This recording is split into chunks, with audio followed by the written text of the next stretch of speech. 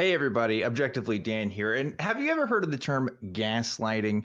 One way to define gaslighting is a form of psychological abuse or manipulation in which the abuser attempts to sow self-doubt and confusion in their victim's mind. And nowhere does it say that it's disagreeing with somebody, misremembering something, or even merely lying. Okay, so gaslighting is an ongoing attempt to undermine someone else's sanity. When people misuse or even overuse this word, I think it discredits people's real experiences of being emotionally abused. And also, not everybody you don't get along with is a narcissist as well, just another pet peeve of mine. But hey, maybe if you disagree, you can call into the show and tell me, because we are starting right now.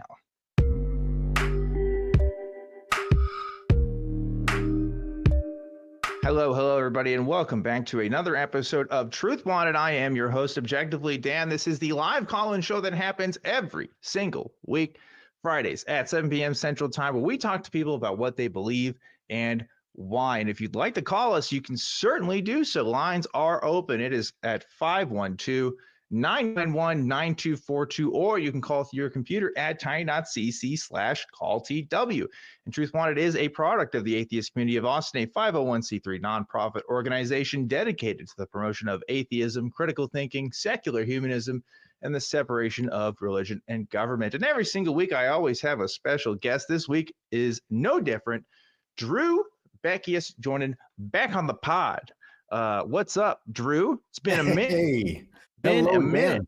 Yeah, it's good to be back. Thank you for having me. And you didn't get to host with me last time. You hosted with other host, John the Skeptic. So glad you get to be on with me today. How have you been? What have you been up to? Yeah, doing well.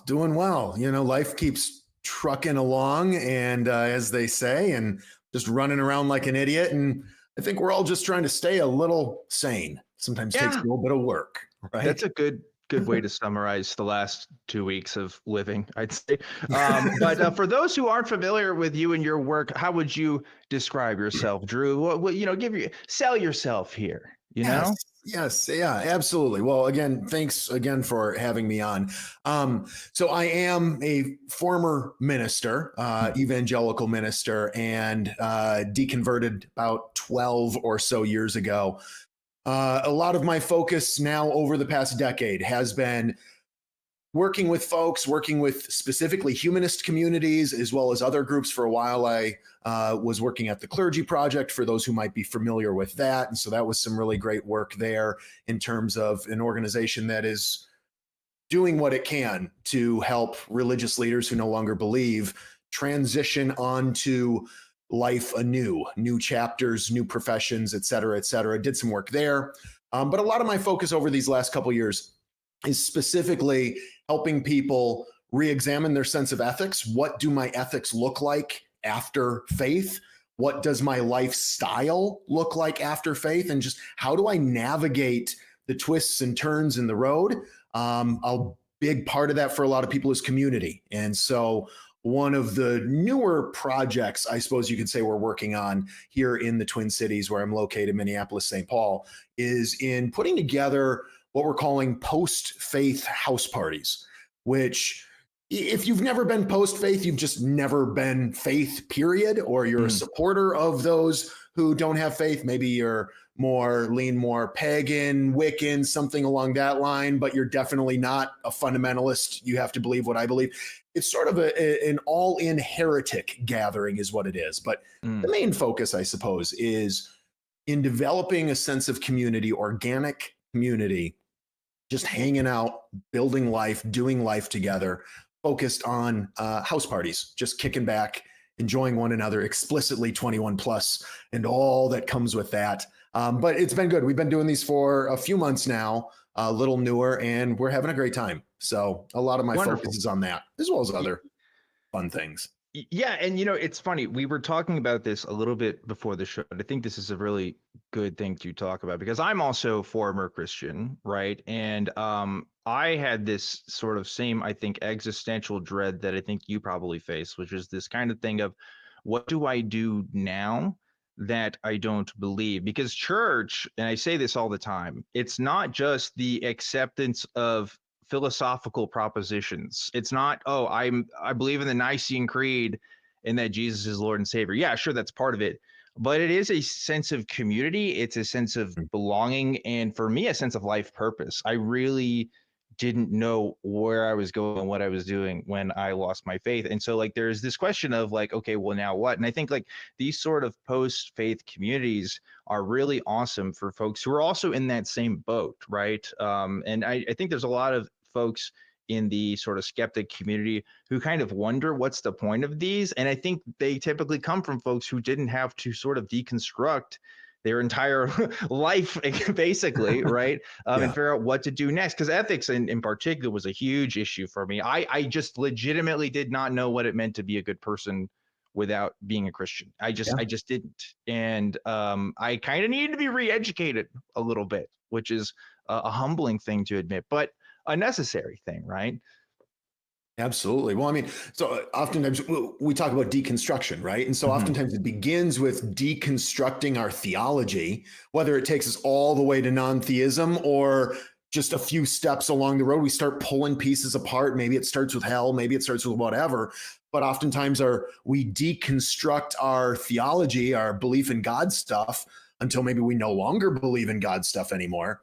But deconstructing and then reconstructing theology or philosophy or whatever, oftentimes that leads to sort of a stairwell, if you will, of deconstructing one thing after another. Then you're deconstructing maybe whatever your version of politics might be, whatever your version of society, ethics, right? How does, and ethics is a huge part of that. What does it look like to live an ethical, upstanding life as a human? And then from there, deconstructing relationships, on and on and on. It goes on from there, relationship structures, all of these things, deconstructing, pulling the pieces apart, and then saying, okay, now how do these fit together in a way that makes sense now that God is gone and dogma removed? What does that look like? And a big part of that is community for a lot of folks. And we could go on and on about that, but there's this whole, just this evolution, this work of alignment in trying to rebuild what has been, for a lot of folks, completely destroyed by the absence of faith. Yeah. And I like that you describe it as post-faith because I think people are kind of in different spots. Like, something I think I talk about, at least if I'm consistent, is that like the path of deconstruction is not necessarily a linear one. It's not necessarily, oh, you go from hardcore believer to atheist or whatever. For me, there was some loop-de-loops in there, right? And some people, they're in their own kind of journeys and processes that, like, you can be as wide-ranging in your media and wide range in your talking points as possible, but you just can't reach everybody at every point in time. And I feel like actually talking with real human beings about that process is probably good and probably better for people than just like listening to podcasts, like parasocially relating to the people that you're listening to. And I say that with the full irony of what I'm doing here, by the way, but just like, there is a really important thing to connecting with other human beings, right? Like, I think it's important to the human psyche, one, but also just like, I don't know, important to life purpose. I feel like it's hard to find, for me at least, a life purpose without defining that within myself and space in the community of people that I'm a part of. And now that I'm not a part of a Christian community, I do sort of feel part of my life, at least, with folks like the atheist community of Austin and folks like yourself. And so, this question does get asked, like, what is the point of these things? And it's for all of that and more, right? Having these spaces for people to just kind of, I don't know, figure stuff out and I guess live life the best that they can, right? Absolutely. I mean, so one thing we hear, so I've always tended to put a big focus on community. That said, when I was a minister, which I was a progressive evangelical, if you're familiar with what at least used to be called the evangelical left. I don't know if there is such a thing anymore, or the emerging church, the emergent church.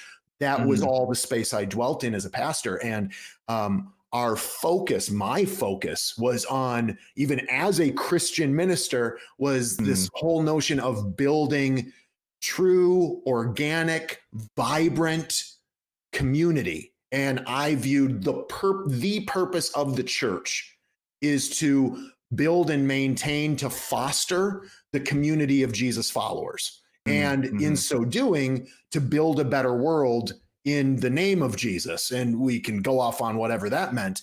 But and the one thing that I kept on the other side of faith then was this whole idea of this restless pursuit of community. And it's been in recent years, I've heard over and over and over again from folks, well, two different responses, which you alluded to before, or a little earlier, was you have a number of other ex-Christians, ex-fundamentalists, former fundies, where they hear that and they're like, yes, I'm looking for community as well. Like I hear this all the time. It's not just me. But then from those where maybe they grew up non-theistic, they grew up atheist. And oftentimes the response I get, I'm sure there's exceptions, but oftentimes the response I get is, dude, I don't get it. Like I get messages all the time. So what is it with you former Christians and you former Christians who are now atheists and you're bent on generating community? Like, don't you have friends? That is community. It's like, well, yes, but it feels different. And it's, how I connect these dots is when you grow up in an environment, i.e. the church world, and it tends to be, I think, the more rightward, the more conservative the version, the more fundamentalist the version of Christianity, as well as other faith traditions, the more it's ground into you that you have to have community. You're built for community, whether you use that word or not, I suppose, can vary. But that big key point, not only are you built for community, but community equals church, full stop. There is no true community apart from the church. So then you grow up being constantly told this. The only way, one, you have to have true community. You're built for true community. Two, the only way you can ever find true community is being a part of the church. And now you start to believe it, almost like to an extent where you hear of former Christians that don't even believe hell exists anymore, but still have this deep-seated fear of hell. I think that's something of a mirror reflection where you don't even believe the church is necessary anymore, but you still have this longing that's been built into you for community. But in your mind still, community is church. Well, I don't believe in the church anymore. So how do I find my community? Yes, I have friends. Yes, I have hobbies. Yes, I go and I play basketball on the weekends, whatever. But that's not community because it doesn't feel like church world. And so there's just this constant pursuit for more of that. And it's not necessarily easy to find the solution to it. One thing I want to say, though, too, is somebody reached out to me, somebody who's becoming a good friend of mine, reached out to me a few months ago, and we've gotten to hang out through these post-faith house parties. And it was somebody who reached out because I believe, if I'm remembering right, they reached out to me because they saw me on a YouTube show. And they're like, hey, I'm local. And we talk a little bit, and it's like, dude, you seem cool as fuck. Let's hang out. And he starts coming to these parties. And he texted me last night and he said, we're talking, and he said, this whole community thing, I'm paraphrasing, but said, like, I'm blown away. I've been looking for community for so long. And I feel like I'm finally starting to find some of this in secular community. And it's so refreshing and it's so amazing. And so I asked him a little bit about like, well, what you're seeing is this secular community? What is it? Is it the house parties? What is it?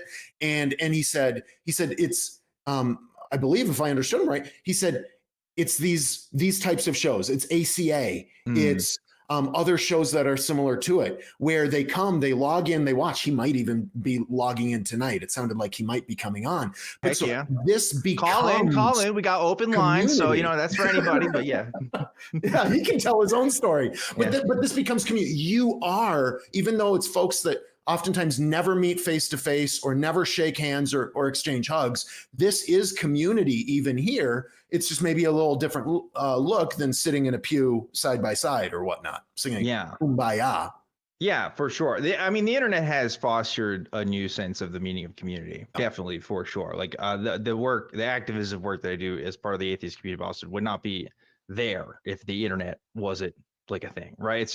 And that's really amazing and really cool. I think that is something that I'm super, super grateful for, because I have the opportunity to like be like in the Austin area, or at least close enough to it, where I could, be a part of it. But I remember what it was like before. And I remember what it was like when I didn't have that, and it sucked and it was the worst. And I just can't even compare what it felt like being a deconstructing Christian who didn't feel like I could go to anybody about the thoughts I was having and the feelings I was going through. And it was just podcasts were like my only friend, at least when I came to that part of it. So I'm super glad that there's folks like yourself who are willing to foster these communities, even if it's just a transition space. I recognize that it's a passing space for most people, even I would argue, like for Absolutely. those of us who are constructing, and that's totally fine. I don't expect anybody to just be like, hey, this is my thing forever. But if it's a place that you need it and you watch shows like this one for a little bit and then you move on, that's fine too. I consider the work there done. But yeah, it's just cool. It's really cool. On that note, Drew, we do have a question that we ask every week. It is the question of the week, and we react to your guys' answers to our question. It's a We Want the Truth segment, of course, folks. Last week, we asked you guys, complete the sentence, you know it's time to leave church when blank. And here are some of our favorite answers. Number 3 comes from Katie Barber 407, who says, it's time to leave church when they're on their 3rd allegation of the month. Ooh, oof. You might be right about that, I think, Katie Barber 407. You might be right about that. Number 2 comes from Demeter, who says, you know it's time to leave church when the collection plate comes out. Yeah, that's a thing as well. You can donate to us, by the way. It's a tax and don't leave. tax deductible donation to the Atheist Community of Austin. It does help out the show, so you know what you're saying. But yes, when the collection plate comes out, yeah, that's something to think about. But number 1 this week comes from Miranda Rensberger, who says, you know it's time to leave church when they start talking about drinking some guy's blood. And you know what? That's fair. That is fair. It is so weird, so weird in retrospect, to think about the literal body and blood stuff. But yeah, it is also funny when you look at early, what's surviving of early critics of Christianity. And that's something they talk about too. And I feel like they kind of even assuage that in the Gospels themselves. I think you're probably aware of this, when they talk about the body stuff, like they even talk about, oh yeah, there's rumors about this Jesus guy saying how they drink of his body and stuff. And they kind of like address it in the text, which is really interesting how early those rumors went around, I guess, that they're vampires or something. I don't know what they were thinking, but so great responses from you guys. The prompt this week is going to be, what topic will you bring up to change the subject at Thanksgiving? Very curious to see. Next week, we already did our pre-recorded episode for next week, just FYI, because, Thanksgiving holiday. So we won't be reading them next week, but we will read them the week after. So look forward to that. But yeah, Drew, what topic would you bring up for your Thanksgiving holiday to change the subject?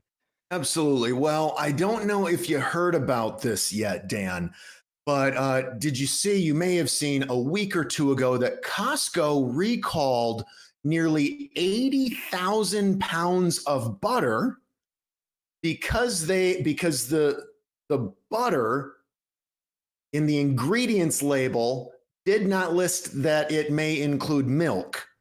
And so in an abundance of caution, Costco recalled all 80,000 pounds of butter just to make sure that everyone was on the same page about its contents and ingredients. Okay. Well, Costco, they got their priorities. I mean, that's not my priority, but hey, Costco, you do what you got to do, I guess, to avoid legal trouble. I don't know. That's really interesting. Yeah. That is a great change of topic. I don't know what I would do, because I feel like politics and stuff has been on my brain so much these last 2 weeks. I guess I would talk about when's the new Nintendo Switch coming? Come on, Nintendo, bring it out. It's been 8 years. 8 years we've had this console. I'm ready. Nintendo Switch 2. Let's go. But I don't know. Let's go. But leave your answer below about what you would change, and would love to hear it from you guys. I also want to talk about the patron of the week, because every single week we are always giving you guys a shout out from the Patreon. All of you guys help make this show happen. And you tell the ACA, hey, this show is a show worth supporting. And thank you so much for that. And this week's patron of the week is going to be, drum roll please, Paul Schneider. Thank you so much, Paul Schneider. And thank you to everybody that donates. If you're interested in supporting the show, you can go to Patreon at tiny.dc/PatreonTW.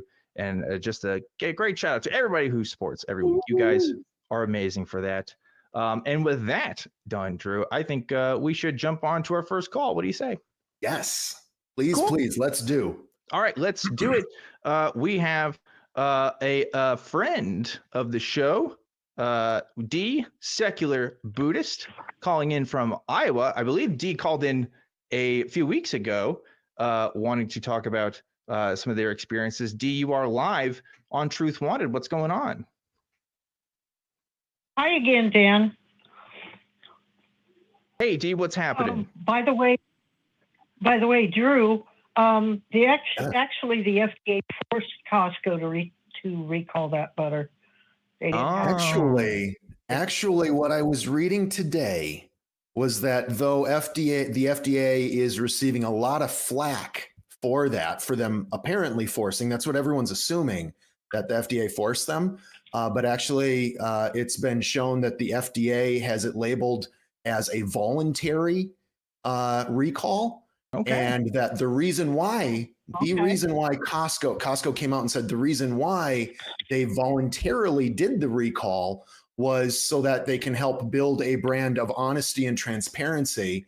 If they made a mistake and didn't list that milk is in the butter, because they had it as cream, but they didn't specify that it was milk cream, dairy cream. Mm-hmm. And so they just wanted to show, hey, you know what, for all who might be seeking to avoid dairy, let's make sure that it's there and that we focus on transparency and honesty. And hey, as someone who exclusively buys vegan butter, I'll say I'll appreciate it. Now, granted, I already go to my go-to brands. Okay, so I don't know if I'm going to be looking up stuff, I'm going to, look it up later. But yeah, there's something to be said about that. So, hey, that's interesting. But Dee, I know you didn't call us to talk about butter.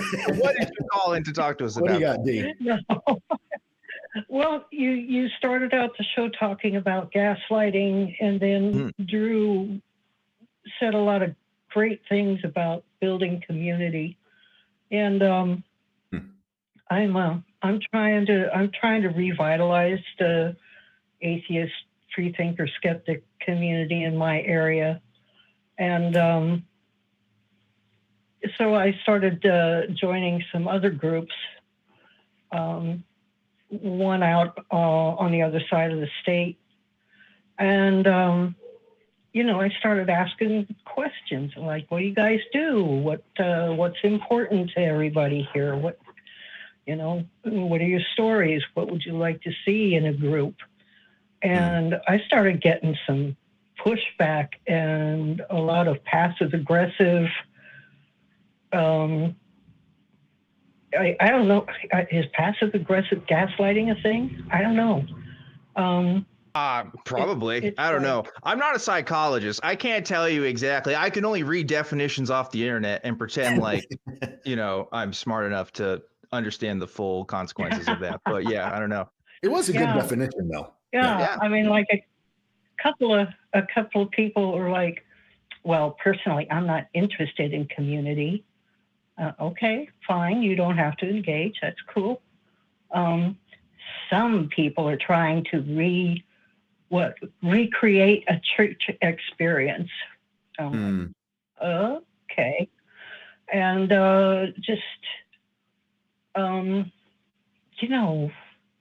lot of negativity. And I'm thinking, well, if you're not interested in a community, why are you on a Facebook group? I mean, pretty much what people look for. That's true. That's pretty much what people look for when they join a group, I said, that's cool. You don't have to engage. If you think that some people are trying to recreate church, then why don't you just come right out and say so to my face, basically. Yeah. And you know what? For me, bothers me. what's cool about doing your own little version of a community is that you can take all the good parts about church and you can take out all the stuff that's like not as cool and do whatever you want with it. I think that's what makes it fun. It doesn't. There are some people who really enjoy the structure and the singing and stuff, and that's great for those folks. For me, it's like I personally enjoyed being in a group of just like-minded people that care about stuff, you know. So that's the cool thing when there's ostensibly no God, is that you can kind of just do what you want with your space, right? Yeah, right. Not let me ask you, and not end up getting stoned. Right, Yeah, exactly. Well, you can get stoned if you want, Theoretically. but yes, depends on your state, I think, at least in the U.S. It's Anyway, only medical here in Iowa. Yeah. Yeah. You know, Dee, something that I hear within your comment is there's different types of community. And there really are. So for some folks, and I guess with, you know, having said that, that's okay, right? Sometimes we need to, everybody's looking for different types of community, different non-theists, different atheists, different doubters, skeptics, heretics of all sorts. Humans, we're all looking for different types of connection, different types of community. And sometimes one of the carryovers from a lot of the people seeking to build atheist community, whatever that might look like, one of the carryovers from many of us being former Christians is when we look to build community, whatever that means, we oftentimes carry with this idea that the community needs to be all things to all people, because that's what the church was. And so we think of community as being all things to all people. And so we think our communities should do that as well. And it's a carryover oftentimes from our theology that in a sense is also baked into society as a whole, it seems. But so like one, just stating that's okay. We can have different types of community for different types of humans, and no community can meet everyone's needs unless it's some sort of mega org that has several very distinct and very different branches and programs within it. But even then, if you get too programmed and institutionalized, then is any of it really organic, or at least it becomes harder to do that? So again, nothing is going to meet everything. You mentioned atheist church, right? Or something smacking of atheist church. And some people really crave that. We actually have the first non-theistic group to use the term humanist in a secular sense, or maybe I'll say the first time, because humanist, you think of like humanism, philosophical humanism, you think of Renaissance era humanism. The first time the term humanist was used in a non-theistic context as opposed to theism was by a community based here in the Twin Cities. It was, for all intents and purposes, an atheist church. And they were the first ones to use, they branded the term religious humanism that spun off the AHA as secular humanism, the American Humanist Association. And that's the humanist community that I work with, help lead, and teach sometimes there.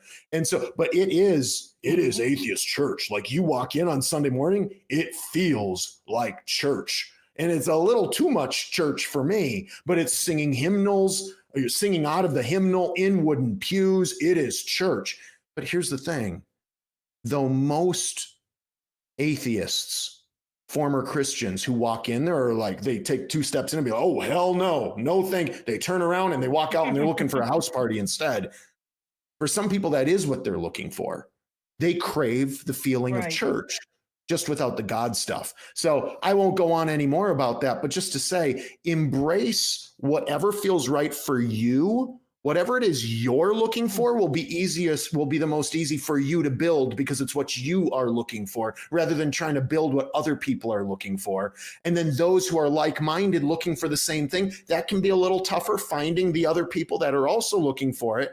It takes some time, but I would focus on that direction. And anybody who's like, well, this isn't what I'm looking for, great. Then you go look for what you're looking for. This is what we're doing here, though. I don't know if that's helpful. But. Sure. Yeah, it is very, very much so. And, you know, I want to be open. And I do have specific goals in mind, but I know that we've got to build a foundation first. And I think that to be, what do I want to say? Kind of, let everybody have a say, and start, making those bricks and setting them. Yeah. Yeah. You know what, 2D? I couldn't tell you the names of the first people at the board of directors of the atheist community, Austin. Couldn't tell you. But their work is the reason why I'm here doing stuff today, right? And like that's what's really cool is that being a part of a community and leading a part of a community is also so that it can sustain itself and grow into its old thing, into its own thing. Like you don't have to be the one that has to dictate those values. They can come from the people that are part of it themselves, right? And take part in that. Exactly. So you don't have to feel this pressure of, I got to do everything. Now, the whole point of a community is that you don't have to do everything, right? So that's super great that you're doing that work because like we really need that right now, right? I think most of us can agree that's something that definitely should be done. So very cool, D. Anything else you want to add before we let you go? No, just thanks for calling me out on the butter thing. It's great to be wrong in front of so many people.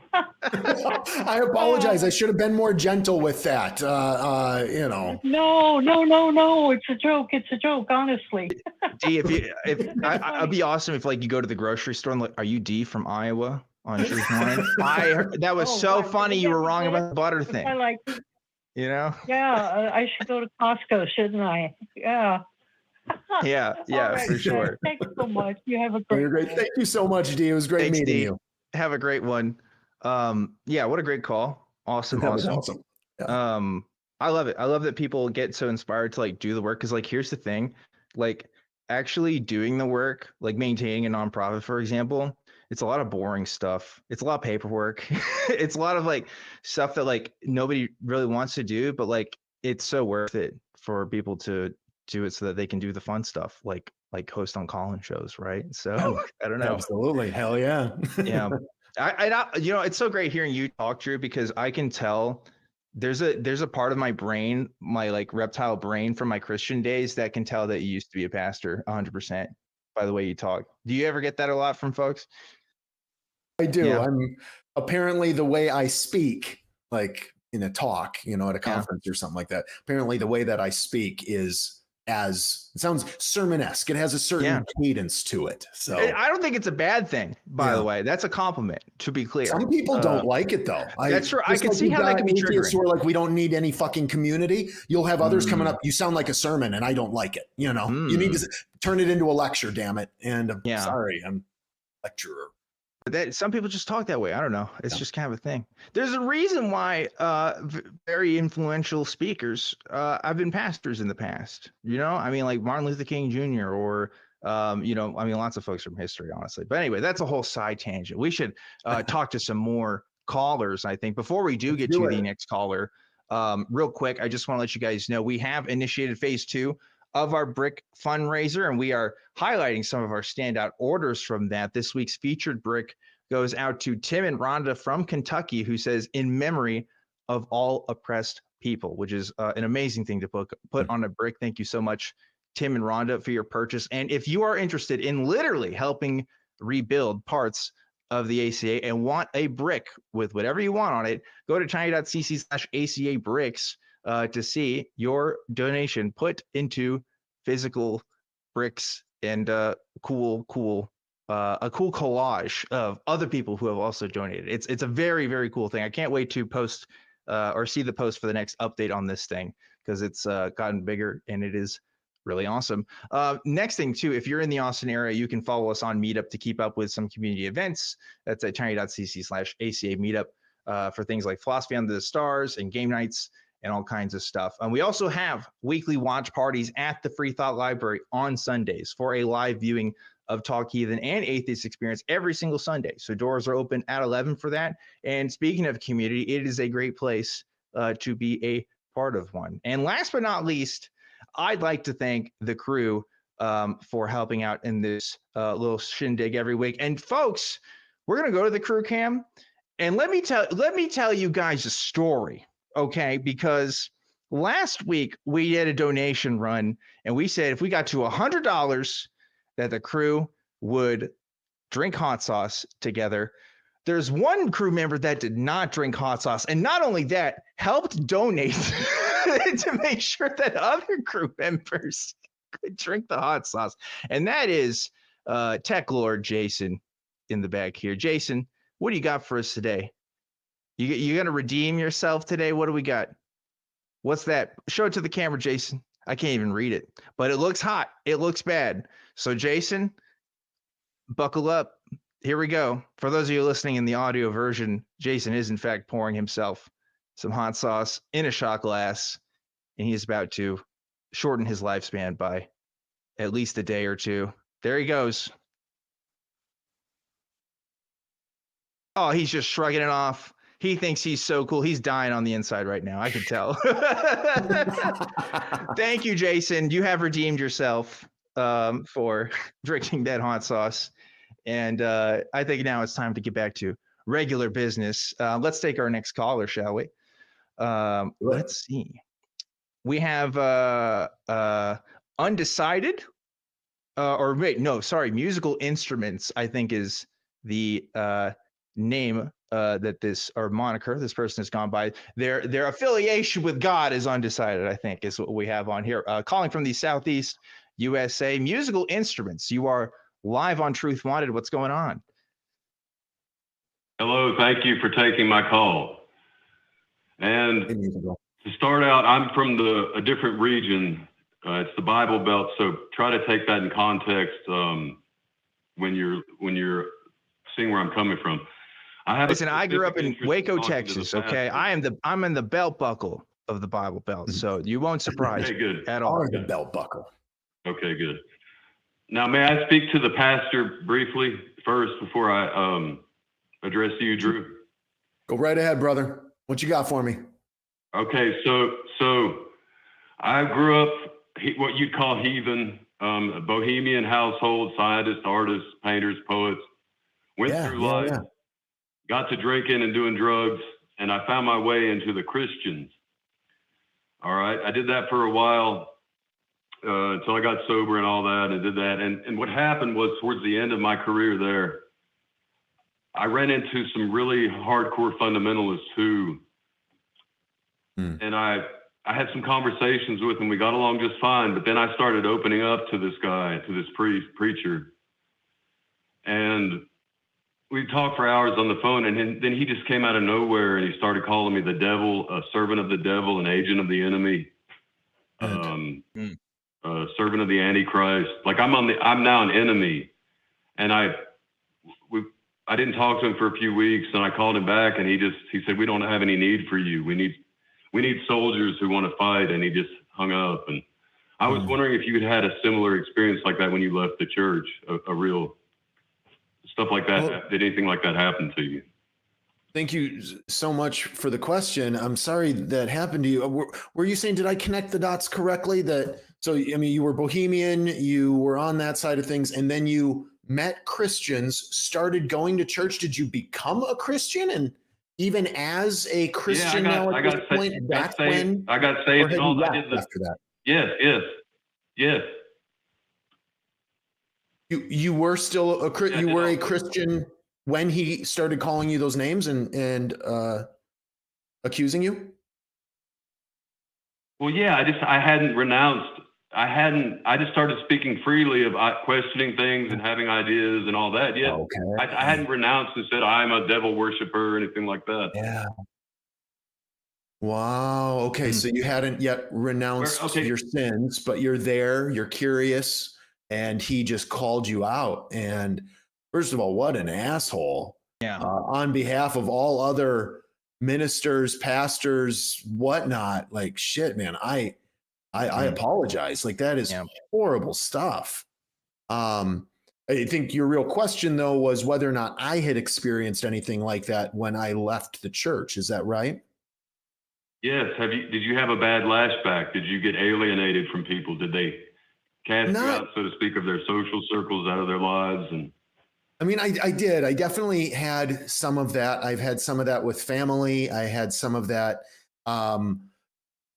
with the churches that I was with. It was maybe a little bit less than what some have experienced, definitely a lot less than a lot of the garbage that many folks have had to face. Partly because the second church, the main church that I was a pastor of, was a little bit more open-minded. We considered ourselves evangelical in the sense that we believed the Bible was the inspired, inerrant, authoritative word of God. That said, we interpreted it from about as far left progressive as a lens as you can possibly go in like everything. There were people that were a part of the church who were atheists. And there are people from the church now that still keep in contact with me and are totally cool and still go to the church. That said, there were also my fair share of folks who totally cut me off and were very mean-spirited, evil, condemning. I started blogging shortly after my deconversion back in 2014 and received death threats. And so I guess I've seen both sides, but thankfully it wasn't my norm. Let me stop you there. I think I need your help. So I did not maintain those friendly ties, and I've had a couple of incidents here. I live in a very Christian area. I guess I need your help kind of chilling myself out. I've developed an anti-Christian mindset, and I think it's affecting my mental health. I had an incident down by the river.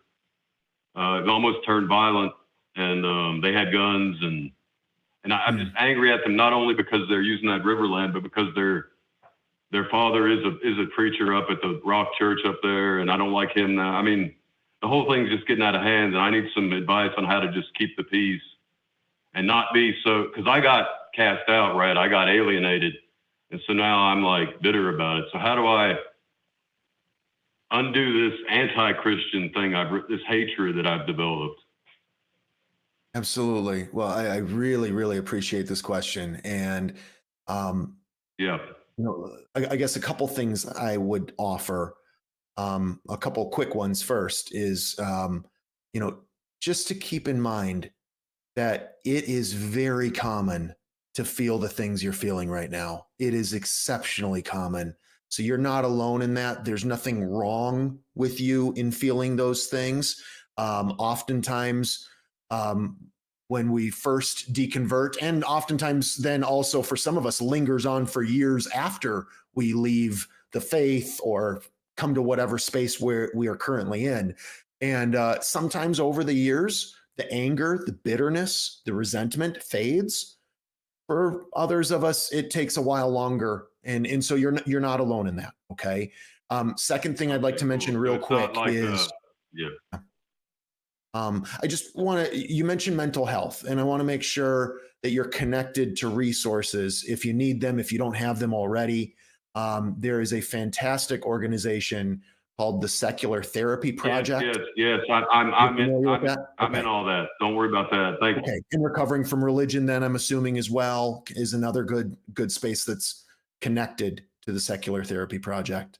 Well, I like the reason I go to the chat rooms now is I just like talking to people who have different ideas. And that was always my limitation in Christianity, was that I like to explore ideas and be creative. And creativity is pretty frowned upon if you really look at Christianity. Yeah. They don't like it because the father of lies, and it really offended me, like to be creative and to fabricate and to tell stories. Well, according to the Christians, you're being of the devil. So, and I'm a naturally creative person. I like to, write. And anyway, I'm sorry I got a sidetrack. You were helping me after the mental health.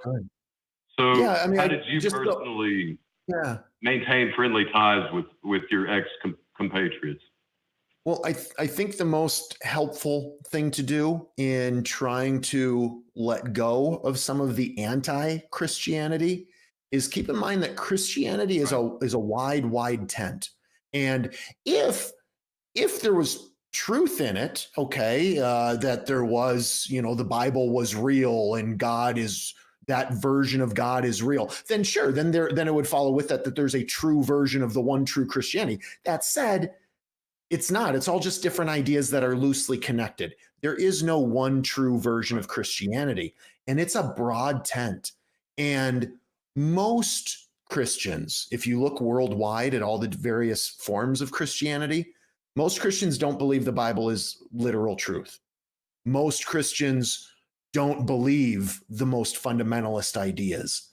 So something that could be helpful, different things are helpful for different people, but something that could be helpful is taking some time to consider, look at, immerse yourself in the perspectives, teachings of more progressive Christians, just to help you see that, you know what, some people are Christian and they're actually really cool. Yeah. Yeah. My mother suggested that, to go talk to Universalist Unitarians or whatever. And it's just the area I'm in. And I've set myself, I've actually started a little war, a little mini war, and it's bad.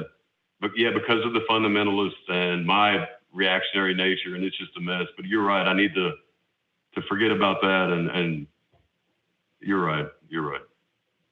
It's okay. But it's not easy. Absolutely. It's not quick. Go ahead, Dan. Yeah, I want to chime in if you're okay with that, Drew, because like this is really speaking to me. Because musical instruments, you probably don't know my story. I'm from Waco, Texas. My friend David Oliveira has a great saying about Waco. He says there's more Christians than people, right? In Waco, Texas. So I remember David Koresh. I remember Koresh. Don't worry, I know where. That's a whole other thing. Well, I didn't grow up like that, but I knew a lot of people who were fairly fundamentalist. And I'll tell you about the story the last time I was voluntarily in a church. And this was when I was still an atheist, right? And you understand this because when it's your only community, right? When it's literally just your friends that go to this church, you can still go to these things, even if you're kind of not believing, or maybe you're still kind of trying, but you're just like kind of in that space. Right. And I found out that the church I was going to was brought in a speaker to fund a gay conversion therapy camp. And I talked about it with these folks at this party. And I said, hey, I actually don't think this is right. I actually think that there's something kind of wrong with this. And I'll be honest, I was kind of raising a little bit of a stink, a little bit.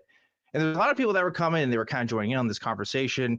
And a guy, a leader in our church, he puts his hand on my shoulder and he says, maybe we should talk about this a different time. And that was the moment I knew musical instruments that I was not going to have that fucking conversation ever again, because they want to shut that down. And I left the church and I never went back.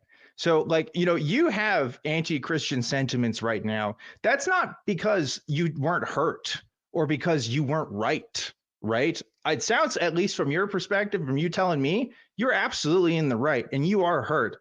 I say, and I agree with Drew, you can build empathy, not just with Christians, but with other groups of people who have been oppressed in their own experiences as well.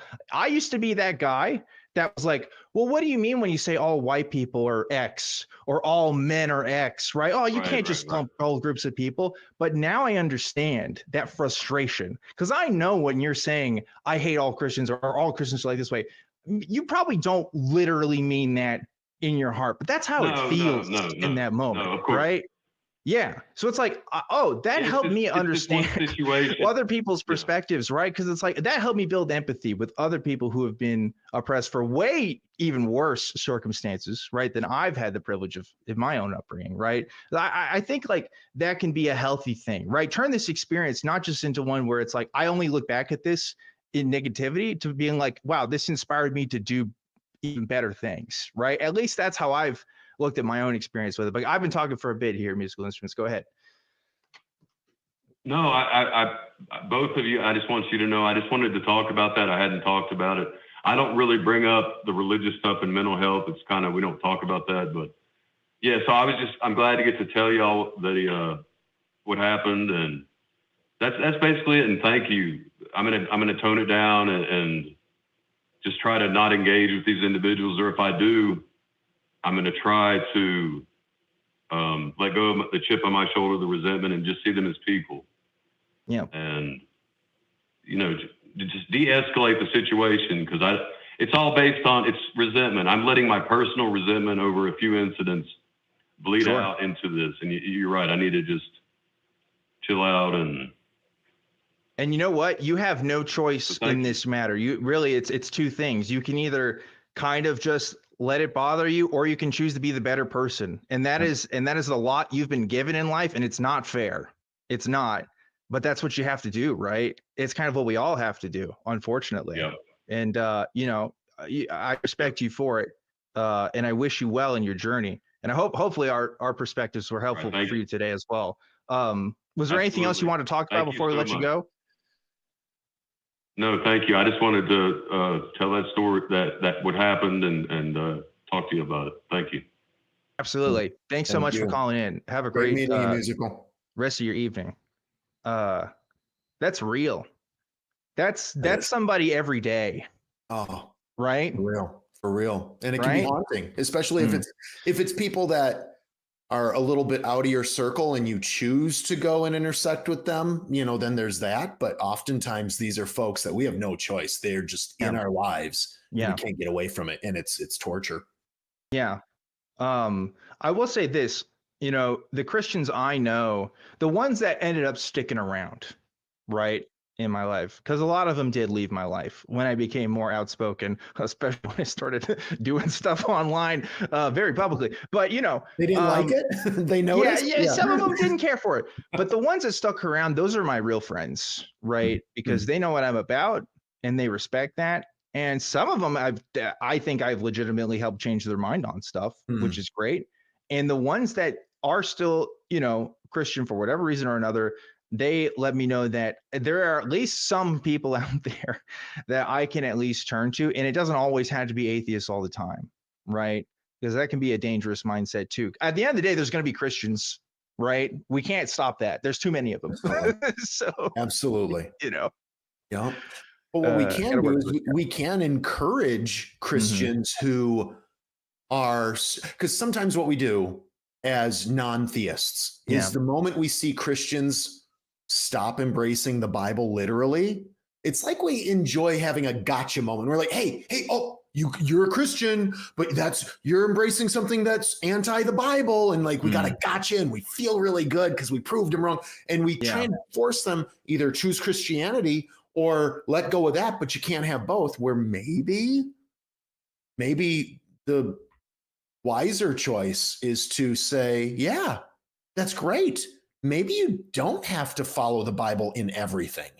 Maybe if we can't get rid of religion, we can just help it let go, encourage being non-textual, non-biblical. Yeah, let go of those old dogmas. We'll still let you consider yourself. Hell, you can even let go of God and we'll still let you consider yourself a Christian if it helps you feel better. Yeah. Absolutely. And like there's reasonable spaces for that. I think like it's just about accommodation, right?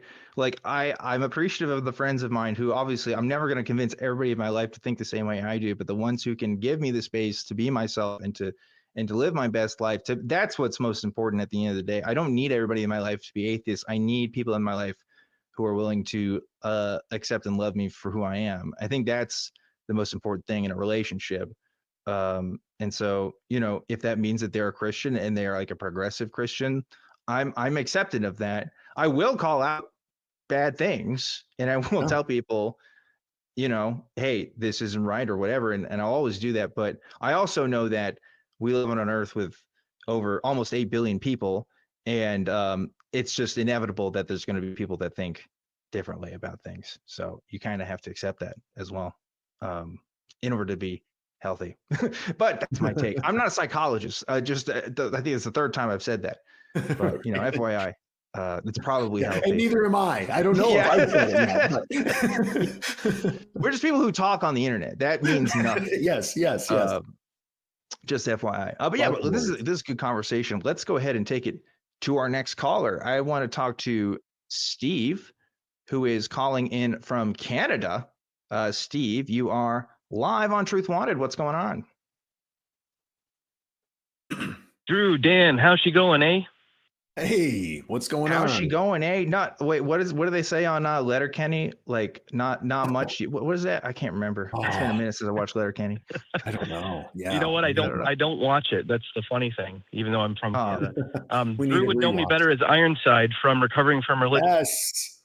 That's the Steve I was wondering. Yes. Hello, sir.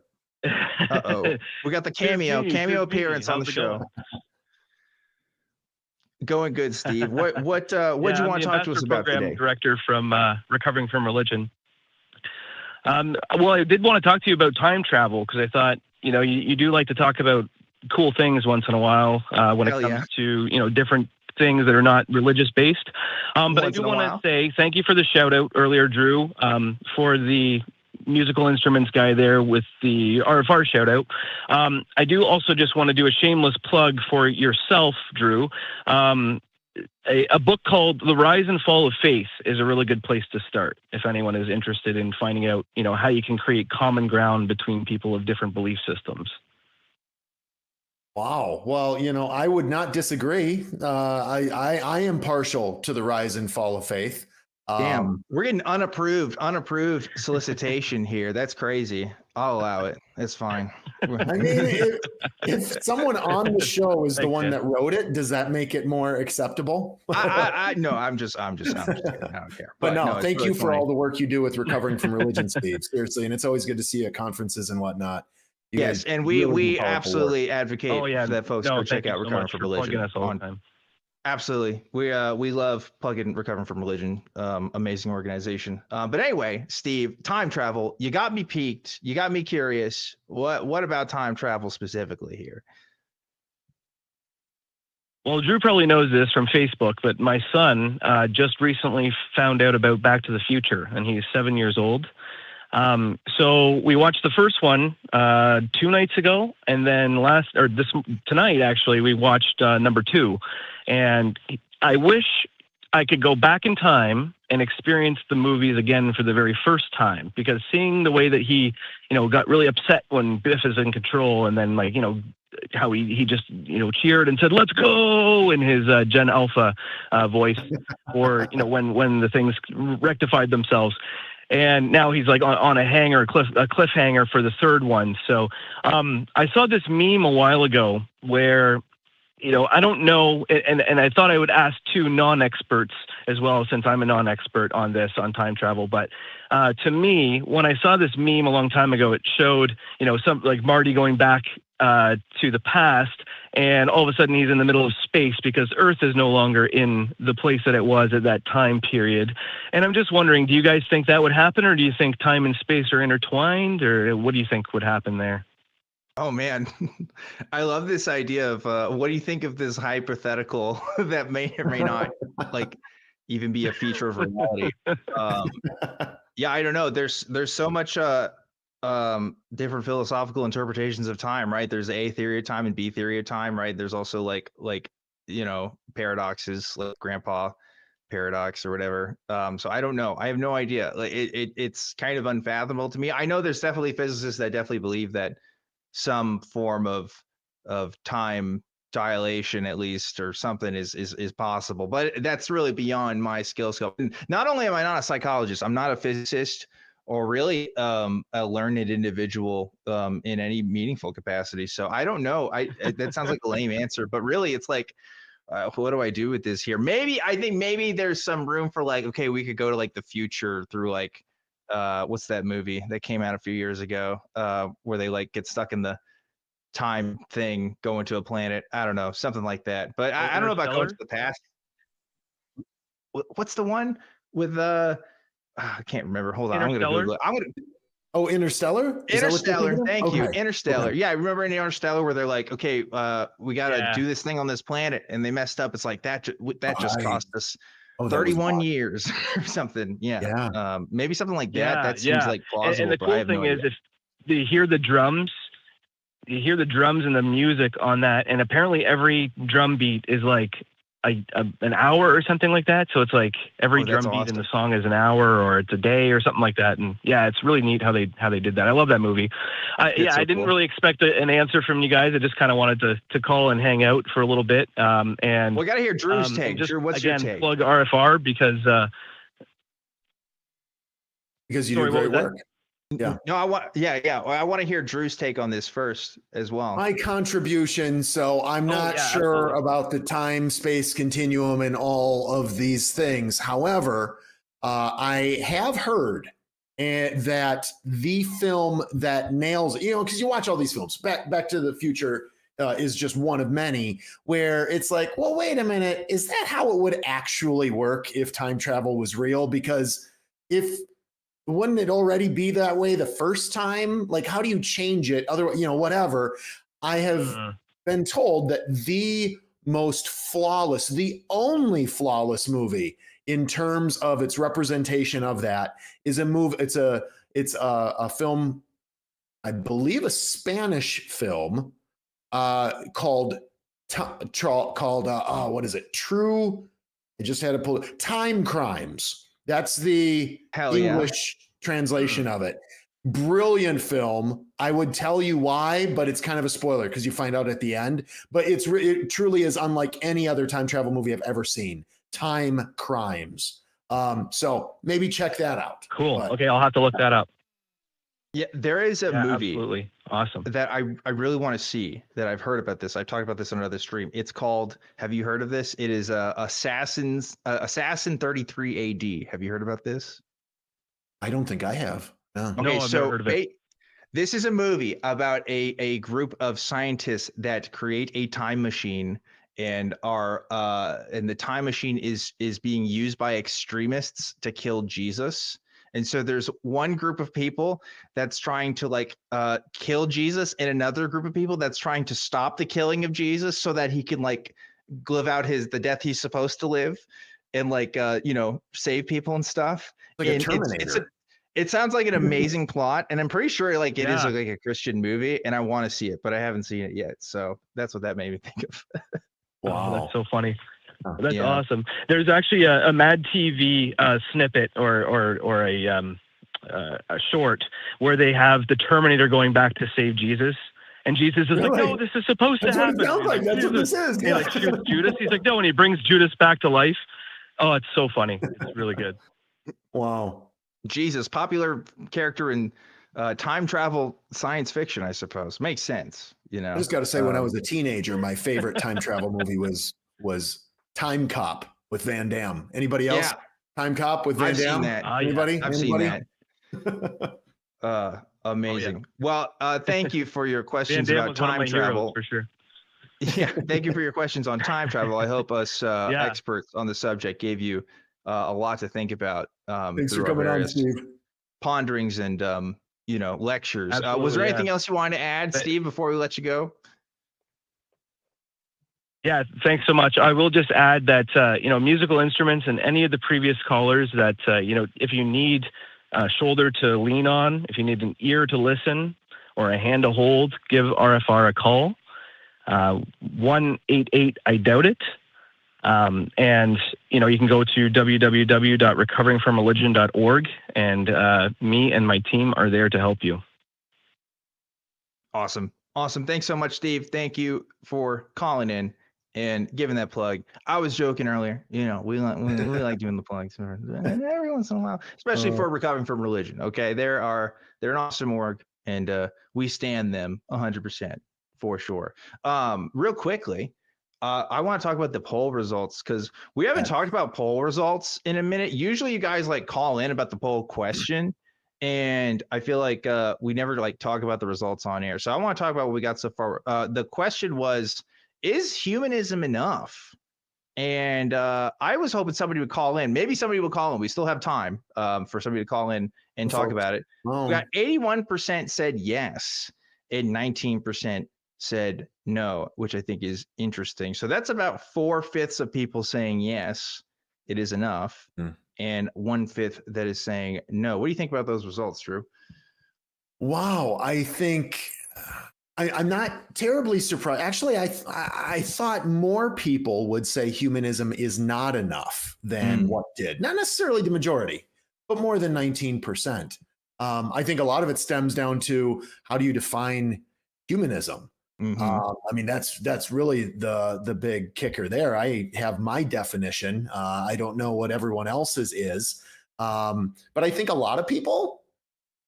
I hear from a lot of people who are like, humanism is just this philosophical thing that rarely actually does anything, is what I hear. And I'm a huge humanist advocate. But yeah, I don't know. What's your take, Dan? Oh, well, I think, for me, I have a perspective that is not completely unheard of, but I think is a sort of a minority opinion, because I still think the humanist label applies to 95% and 99% of what I think. I just choose to use the sentientist label. And I've talked about this before, which is basically just humanism plus. It's just this idea that I do believe that, liberation from religion and religious thinking can help promote free thoughts and can promote skepticism and can do all these wonderful things. That human interest should be put first before interests of a god or a hierarchy or anything else, right? These social structures that we traditionally associate with like Christianity, like church, but also really any organization that obfuscates itself from criticism, right, and critical thinking. I think that we should definitely liberate ourselves. But with the sentientist label, the addition to that is I also consider the interests of non-human entities as well. I recognize that there are beings on this earth that aren't human, that do have interests, and I don't see necessarily a reason why those interests shouldn't be respected in the same way that another human being's interests should be respected, because of things, not only my own sense of empathy, but also the recognition that they have a capacity for suffering, just like human beings do, which is why, like, when people look at stuff like on Facebook and they see, oh, this dog is getting hurt and stuff, like, people want to do something for it. I think a lot of people feel that way. Maybe they don't always verbalize it as such, because it would have consequences for other actions that people do. But yeah, so I guess for me, the answer is no. Is humanism enough? Technically, but it kind of mostly is. I think it mostly describes my belief in any other way. What about you, though?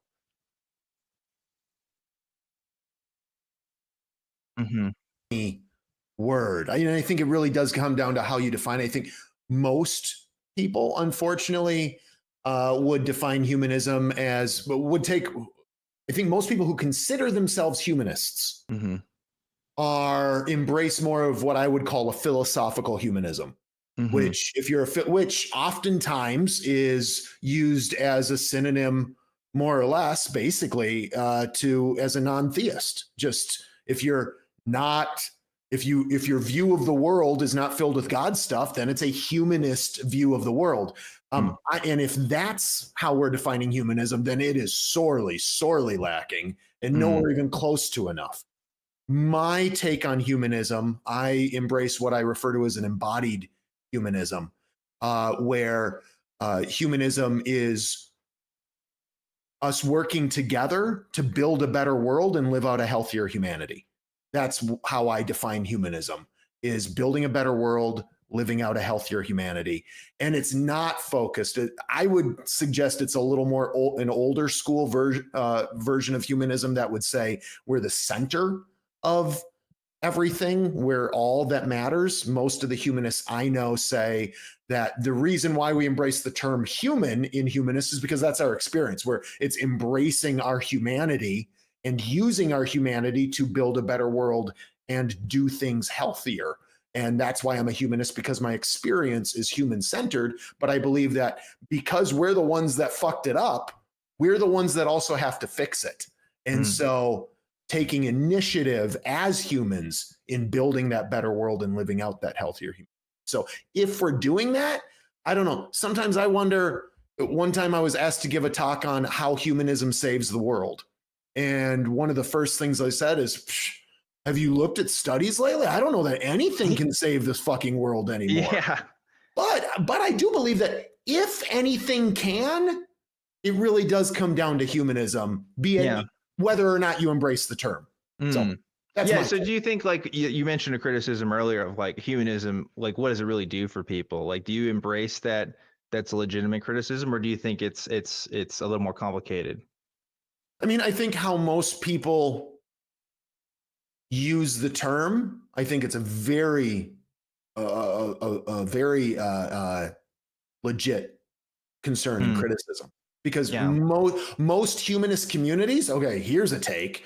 Most humanist communities embrace what you could be called as country club humanists. Most humanists are philosophical humanists and country club humanists. Most humanist communities are, let's just sit in a fucking circle and talk about how dumb the Bible is. And that's the extent of most humanist communities. Most humanist communities are sorely lacking, and they are rife with injustice and inequity, and just want to just throw some supper club moments and talk about how much better they are than those who are lacking what they have. Ooh, hot takes getting called out. Uh-oh, watch out. No, I agree with you. I think there is a lot of posturing that happens in these communities. And that's not to say that people's heart aren't in the right place. I 100% believe that, but I've heard stories and I have friends who have definitely been burnt out by humanist communities. And that's true for atheist communities, non-faith communities, whatever. Just because you don't believe in God doesn't inherently make you a better person. It doesn't, right? And you mentioned this idea, I think, is interesting. Like, there are institutions, you could argue, like the UN or something, that are built on humanism, but like a non-belief does not mean humanism at all, period. You can still be subject to nationalism. You can still be subject to racial hierarchies. You know, you can still be subject to a lot of these other sorts of sort of social architecture that can determine your decision making and how you treat other people and stuff, right? But at the same time, it's also not good enough to just preach the values. You do have to kind of live that authentically in every facet of your life, in your will, in your organizing. And it's hard to do that. I'm not saying it's easy, but that can be a problem for humanists, I think. Absolutely. 100%. 100%. Yeah. Yeah.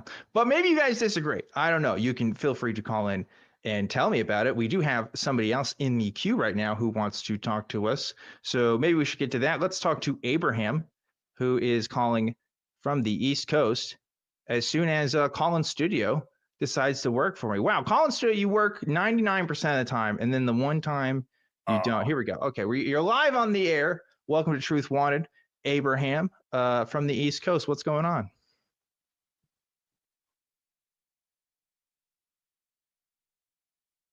Oh, Abraham, are you there? Can you hear us?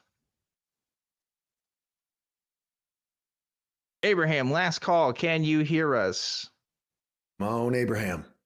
Come on, okay, Abraham. Abraham, I'm going to put you back in the queue. That doesn't mean that you're off the air. It just means that the crew can maybe work with you while they fix some tech issues on that. And actually, I don't have anybody else in the crew. There was somebody else that was calling, but I think they hung up. So we have open lines right now. We're getting close to the end of the show, but we'll take at least another call or two. I know it's a busy time of year. I kind of expected that some of you guys are out doing stuff tonight, but hey, we still have open lines. We still are ready to talk. So bring it to us if you want. For now, though, I do want to go back to this conversation, Drew, that I think is interesting about humanism, because your perspective, I think, is similar to mine. I grew up, I don't want to say I was a progressive Christian growing up. I was probably more centrist in my beliefs, but I was definitely centrist conservative, but relatively more progressive than the Christians around me.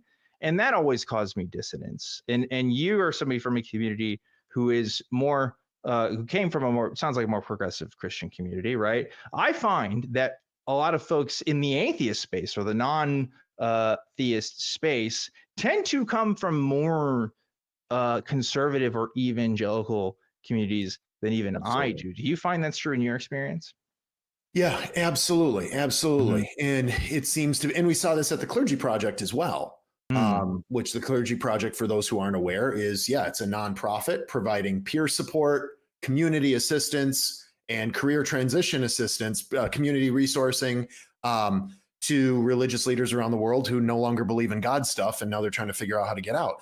And you found the same thing there. Is out of the 1,000+ former and current ministers who now become, you don't have to embrace the term atheist to be a part of the Clergy Project, but a naturalist. You have to be a naturalist. You can't embrace supernaturalism to be a part of this group. And then they provide a space of community and peer support and things like that. And there too, the vast majority of the ministers who deconverted and then joined the Clergy Project looking for community were those who came from fundamentalist faith traditions, or at least more rightward. But for those where they're already in more left-leaning or more mainstream Christian traditions, seminary was filled with people who didn't believe in God. Like, it's just normal to not really believe all the way. So if you pull the whole Band-Aid off, that's okay. It's not such a huge leap.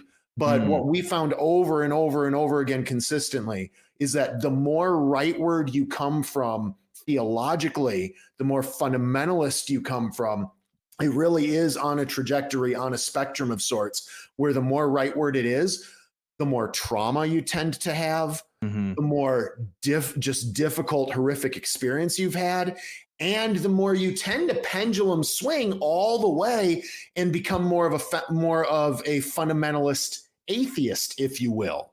So the more moderate you seem to be in your theism, the more moderate you tend to be in your atheism, the more easy it is for you to embrace more progressive Christians, just the easier, smoother it is in everything. And the more hard left or hard right you are, the more hard left you go, where I hated everybody who disagreed with me before, and now I hate everybody who disagrees with me now too. I'm just on the other side. So we really saw a lot of that time and time again, that a correlation with that variation for whatever the reason may be.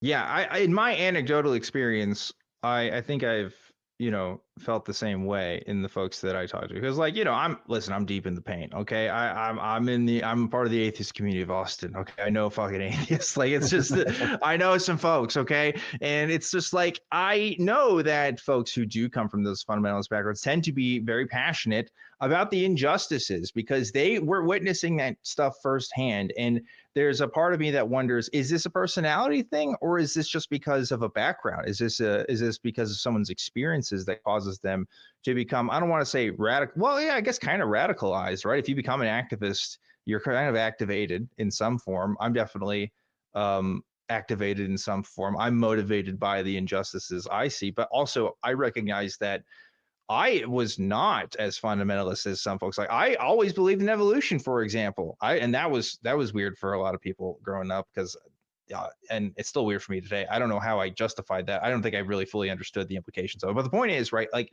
I wonder, why aren't there more progressive sort of Christians that end up going to the atheist space? And is it because of a more privileged background, or is it a personality thing? I don't know. These are things I kind of think about. Do you have any thoughts about that? Yeah, I mean, I think in terms of, why, the more, if you grow up in a setting, if your first experiences with Christianity are in a setting where it is more progressive, I mean, it just tends to be more open-minded, and it's less black and white. It's more gray. And so, my impression, my experience, again, it's anecdotal for the most part. But there's less pressure to choose black or white. Like, so I grew up much more fundamentalist and grew up very much black and white thinking, right? It's right, it's wrong, there's no in between. And so with the church, the main church that I pastored, part of my big thing was embrace the gray. Very little, and I would say very little in the Bible is black and white. It's embracing the gray and embracing the gray in life. And we would teach from that perspective, preach from that perspective, be comfortable not knowing everything about everything. And so if, as a more progressive Christian, like, you're in that, and now, okay, you just step another footstep to the left, or another footstep away from ardent theism, it's just, there's not the need to, okay, now you have to leave it all together. No, why would I need to leave it all together? I'm just slightly more progressed in my progressivism, so there's not that force you have to choose. So why choose? It's just more comfortable, Interesting. Yeah, because I guess one thing I think that finally, did it for me in terms of deconstruction. One asset, I would say, is the political nature of religion in a way. I do think that, like, if you do hold to a fundamentalist version of Christianity, you kind of have to hold to a fundamentalist sort of politic in a way. And I think that really bothered me in some ways, because, in order to be consistent, I felt like I had to be an asshole in some ways, right? It's like, and like, I still hold that criticism to Christianity broadly. I recognize that there are lots of progressive Christians doing all kinds of stuff with their own interpretations of the work, but that's kind of the problem for me at the end of the day. If it's always going to rely on some interpretation of the history of this text or whatever, or maybe if it is even the text, even if it's a culture ethic, I mean, that's fine. But I don't really feel inspired by Jesus. I don't know if he's the guy for me, you know? So I don't know.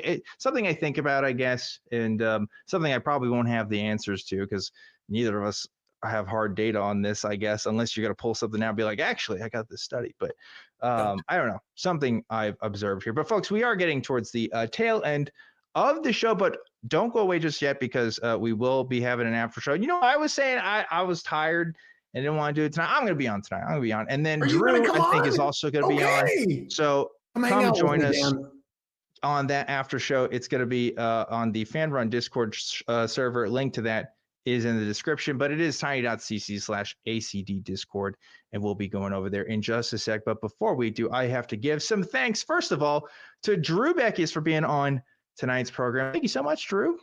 Hey, again, thank you for having me. It's great to be back. Of course. I love your perspective. Wonderful conversations tonight. I also have to give a special thanks to Kelly, who's been hanging out in the background, waiting for one of us to drop so he can fill in and take our spots, but we haven't yet. So there he is, looking fab tonight. He's got the. Fortunately. What's up? You going to prom, Kelly? What's happening? No, that's my scarlet letter. Yeah, he's got the scarlet. I was just saying you look nice. That's all. Really but yeah, thanks so much, Kelly, and we'll see you in the Discord. Thank you. In just a second. I didn't. And I only put the jacket on because my office was cold. That makes sense. I can see that. It's good. You got a little preacher in him, I think. Kelly's got a little preacher. He does have a little preacher thing a going little on. Preacher action. I go to Kelly's church to be a preacher. You know, I don't know. You might get sanctioned, but yeah, I don't think the IRS would like that if we start mixing that up. But yeah, thank you, Kelly. We'll see you in just a bit on the after show Discord. I want to remind you folks the topic, the prompt for this week. It is, what topic will you bring up to change the subject at Thanksgiving? Leave your comment below and we will read them, not next week, but the week after, because we do got a pre-recorded show for you next week. And we do have some super chats that I've neglected to read. We got actually one right now from Miranda Rensberger, a member of 6 months, who gave $10. Thank you so much, Miranda, who said, so is Dan punishing himself in some way if there are enough super chats tonight, or do only the crew have to sacrifice themselves? And you know what we talked about? We didn't do something today, but my promise, I'll just say it. My promise to you, I will do something either humiliating or negative to my health, or I don't know, whatever you guys want that's entertaining, okay? At some point, I'll do it. I will, because I do appreciate the crew doing what they do. I'm not a hot sauce guy. That's not for me. Maybe not hot sauce, but let's talk about our options, okay? Tell you what, leave a comment below telling me what you want to see. Man, shaving your head, is that one of the options? Are you one of those guys? Listen, man, I got a wedding coming up, okay? I gotta stay fresh for that. But we'll talk. I'll consider. You know what? It depends on the price. There you go. It depends on the price, because I'm willing to do a lot for the ACA, and we'll see. But leave a comment below. For 100,000? How much? If somebody contributes $100,000, will you shave your head? 100,000? Yeah, Yes. 100,000. Yeah, okay. I will do it for 100,000. You got it, folks. I'd be an asshole if I didn't do it for 100,000. That's crazy. Yeah, no. All right, absolutely. We got 100,000 coming your way now. We got it. No. I can sense it. I sense the spirit. No. The spirit please. Is telling. Please don't. Okay, listen. I know you got some generous folks out there. Do 90,000 so that it doesn't count, and then you still get to donate. That'd be great too. But anyway, listen, we do got to wrap things up here. Again, special thanks to the crew who helped make this show happen every single week. You guys are awesome for that. And last but not least, Drew, let's talk about words of wisdom. Do you have any words of wisdom before we sign off today? Words of wisdom. Mm-hmm, you know, it's the thing I asked that the hosts aren't ready for, because I don't talk about it in the pre-show. What's up? You know, words of wisdom. Words of wisdom would be, don't forget tryptophan is in more than just turkey. Wisdom. We'll just leave it at that. Wisdom. I like it, Drew. Thanks so much. And thank you to everybody watching tonight. I am Objectively Dan. This has been another episode of Truth Wanted. Remember to always keep wanting the truth, and I'll see you next time.